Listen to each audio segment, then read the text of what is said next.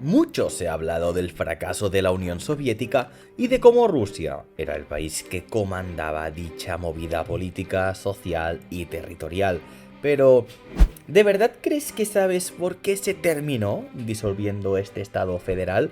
Hoy daremos un breve repaso por la historia para que entiendas por qué se gestó un colapso económico de este tipo, pero antes de empezar, suscríbete si aún no lo has hecho y dale a la campana para que no te pierdas ninguno de nuestros vídeos.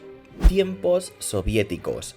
En su momento, la Unión de las Repúblicas Socialistas Soviéticas era el país más grande del mundo. Contaba con una extensión de 22,4 millones de kilómetros cuadrados y era una sexta parte de todo el planeta. La famosa Unión Soviética tuvo una duración de 69 años. Inició en 1917 y concluyó en 1991. Sus políticas, erradas al fin y al cabo, eran socialistas y estrictas, lo que terminó acabando con una de las alianzas más históricas que se recuerde, el mito de la Segunda Guerra Mundial. A día de hoy, muchas personas que siguen estando a favor de un proyecto que surgió y terminó en Rusia dicen que la Unión Soviética vio su fin por culpa de la Guerra Fría y también por haber ayudado a destronar a la Alemania de Adolf Hitler en la Segunda Guerra Mundial. Sin embargo, esas razones no se han sostenido en el tiempo. La realidad es que la Unión Soviética se estancó con el tiempo. Para darte un poco de contexto, tenemos que decirte que las políticas manejadas y adaptadas a la Unión Soviética se basan en la propiedad estatal de cada uno de los medios de producción del país. El Estado era quien sostenía la red y base de todo el país. No había nadie más que diera planificación o control. Desde 1917 y hasta el final de los días, cada decisión económica que pasaba por lo que hoy conocemos como más de una docena de naciones se decidía por el Consejo de Ministros de la URSS y los Gosplan de las repúblicas federales. Si un plan era aprobado por el denominado Soviet Supremo, este se debía ejecutar, se estuviera conforme o no. Durante la economía soviética, quien se encargaba de suministrar bienes de consumo y servicios básicos era el Estado. Por ello, muchas personas sentían la necesidad de alabar o tratar de impulsar a quien le estaba dotando de recursos, pero y es aquí donde inicia lo verdaderamente complejo. Una vez estas fuentes de ingresos se acabaron, comenzaron los murmullos y un colapso que se veía venir desde finales de los años 60, uno que no resistió más en el 91. Mientras que la economía soviética se basaba en el nacionalismo e intentaba tener el control de todo lo atractivo del mercado, su principal enemigo y aliado durante la Segunda Guerra Mundial practicaba una política totalmente distinta. Los años 60 fueron de los más pujantes para los Estados Unidos, mientras que la economía soviética fue incapaz de crecer y de ponerse al día con el crecimiento de las grandes potencias del momento. Como tesis económica, quienes lideraban el proyecto soviético tenían a Carlos Marx, quien proponía la socialización de los medios de producción, distribución e intercambio de productos para lograr la fortaleza del país. De hecho, durante mucho tiempo, los propios soviéticos parecían conformes con el rumbo que tomaba el Estado federal, pues la fuerza laboral de este país alcanzó los 150 millones de habitantes. Pero, ¿eran eficientes? ¿Realmente eran todos productivos? ¿En qué sectores estaban distribuidos? De poco valió la cantidad si en productividad los números seguían siendo rojos. La burocracia fue el primero de los cánceres que afectó a la Unión Soviética. ¿Por qué? Te lo explico de una manera muy sencilla.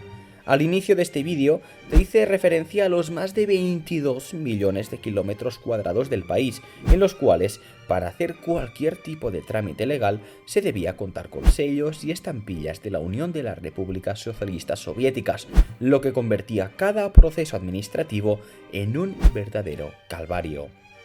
Según el académico Archie Brown, de la Universidad de Oxford, la raíz de la muerte de este sistema se debió en parte a la ineficiencia del Estado, ya que al tener que controlar tantísimos procedimientos y papeleos, terminaba por posponer los ciclos productivos de cualquier economía.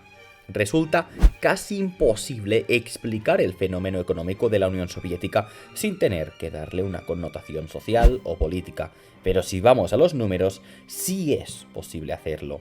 En 1990, cuando se gesta el fin de la Unión Soviética, Estados Unidos tenía unos 250 millones de habitantes y un PIB que superaba los 5,5 millones de dólares, mientras que la Unión Soviética contaba con 40 millones de habitantes más, pero con un PIB que apenas era la mitad de su mayor rival político y económico.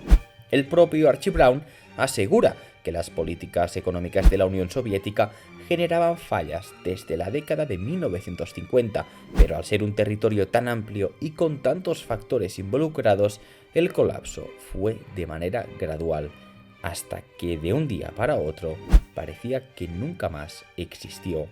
En los últimos años de la Unión Soviética, grandes jerarcas del gobierno intentaron dar reformas económicas a la Unión Soviética para no dejarla morir, pero ninguno de estos intentos fue gestado, pues la confianza en los proyectos tenía fecha de caducidad antes de instaurarse.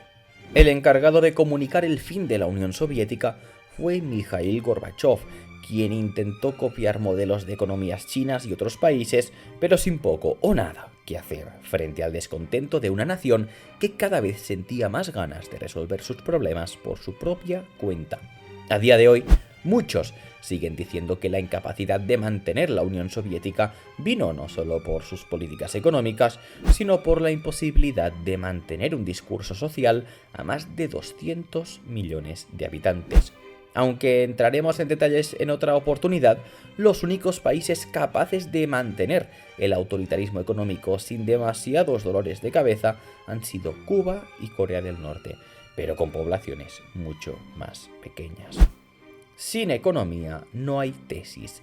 Aunque la gran mayoría de quienes a día de hoy defienden la tesis y funcionamiento de la Unión Soviética, asegurando que su caída recae sobre Gorbachev, la realidad es que la crisis que generó la fractura no ocurrió en 1991, sino una década atrás. En la década de 1980 ya las políticas de la Unión Soviética eran poco creíbles, nadie confiaba ya en el discurso nacionalista y además los habitantes veían que mientras el discurso armamentístico y nacionalista seguía saliendo del gobierno, los denominados enemigos estaban tecnológicamente más avanzados y con mejor calidad de vida. Los planes de reestructuración como la llamada perestroika y el glasnost intentaron abrir un poco la economía, pero esto no impidió que cayera la Unión Soviética, puesto que ya los problemas iban desde el desabastecimiento eléctrico hasta el descontrol en cuanto a la agricultura se refería. El sector agrícola veía cómo la producción de alimentos no mejoraba, se estancaban y dañaban incluso antes de salir del campo por los trámites burocráticos. De esta manera, no solo no llenaban las expectativas de mercado internacionalmente, sino que no podían satisfacer las demandas propias. La destrucción en los procesos de producción generaba escasez de casi cualquier tipo de producto, provocando colas y malestar social día a día.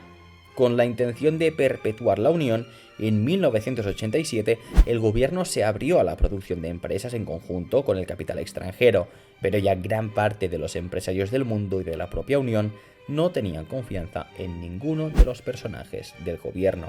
Mientras esto ocurría en la propia unión, sus habitantes vieron cómo en Alemania la caída del muro de Berlín provocó que un sistema muy parecido al suyo dijera adiós y comenzara su inclusión con la otra Alemania, una que estaba económica, social y políticamente mucho más tranquila.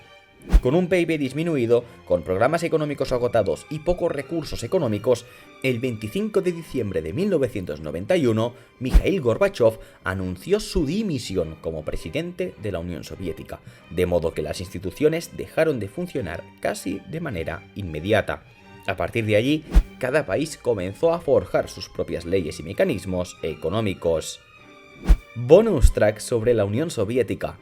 Es un poco difícil que no lo sepas, pero en caso de que hayas leído poco o nada sobre la Unión Soviética, te cuento que los territorios que una vez formaron parte de este Estado federal fueron Rusia, Armenia, Azerbaiyán, Bielorrusia, Kazajstán, Kirguistán, Estonia, Georgia, Letonia, Moldavia, Lituania, Uzbekistán, Tayikistán, Turkmenistán y Ucrania. Siempre tocamos temas de este tipo en nuestro canal. Por eso, suscríbete si aún no lo has hecho, dale a la campana y regálanos un like, es gratis y a nosotros nos ayuda a seguir creciendo y creando contenido nuevo para ti. Te espero en la próxima. ¡Hasta pronto!